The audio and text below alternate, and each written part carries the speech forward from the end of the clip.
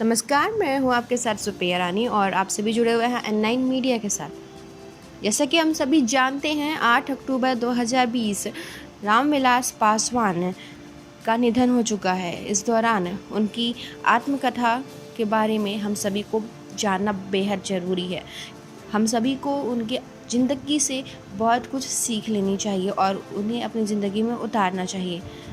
राजनीति के मौसम विज्ञान थे पासवान। इसी के दौरान चलिए उनकी जीवन की पूरी कथा आपके सामने आज प्रस्तुत है।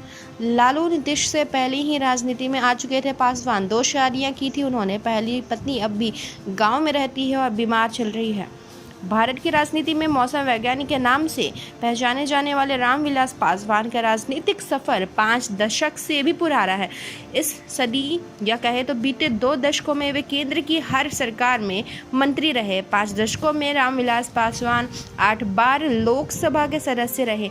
पासवान उस वक्त बिहार विधानसभा के सदस्य बन गए थे जब लालू प्रसाद यादव और नीतीश कुमार अपने छात्र जीवन में ही थे। इमरजेंसी के दौरान इंदिरा गांधी वाली कांग्रेस सरकार से लड़ने से लेकर अगले 5 दशकों तक पासवान कई बार कांग्रेस के साथ तो कभी खिलाफ चुनाव लड़ते रहे और जीतते रहे। 1977 के लोकसभा चुनाव में ही हाजीपुर सीट से जनता दल के टिकट पर चुनाव लड़े पासवान ने 4 लाख से ज़्यादा वोटों से जीत दर्ज कर वर्ल्ड रिकॉर्ड बनाया था। इसके बाद 2014 तक उन्होंने 8 बार आम चुनावों में जीत हासिल की थी। फिलहाल वे राज्यसभा के सदस्य थे। 1969 में शुरू हुआ था राजनीतिक सफ़र। रामविलास पासवान का राजनीतिक सफ़र 1969 में तब शुरू हुआ था जब वे संयुक्त सोशलिस्ट पार्टी के टिकट पर चुनाव जीतकर बिहार विधानसभा के सदस्य बने थे। खगड़िया में एक दलित परिवार में 5 जुलाई 1946 को जन्मे रामविलास पासवान राजनीति में आने से पहले बिहार प्रशासनिक सेवा में अधिकारी थे।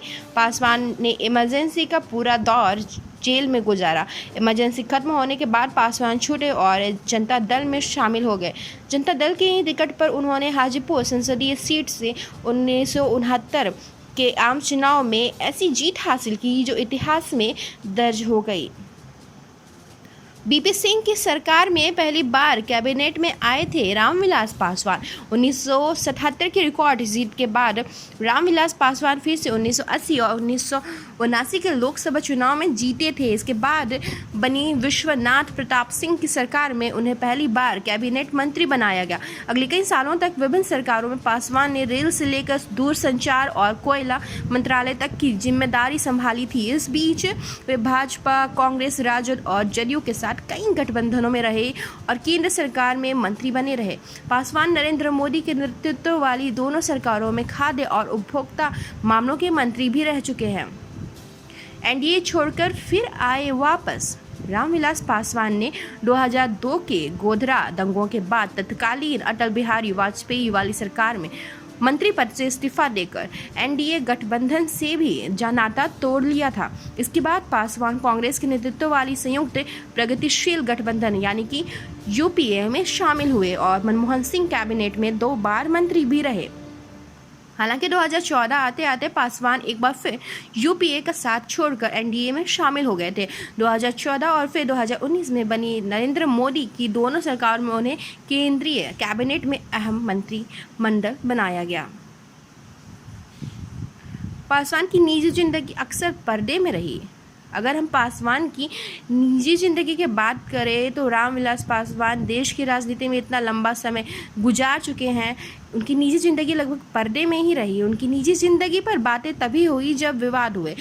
पासवान ने 2 शादियां की थी। उनकी पहली पत्नी से 2 बेटियां हुई जबकि दूसरी पत्नी से एक बेटे चिराग पासवान व एक बेटी है।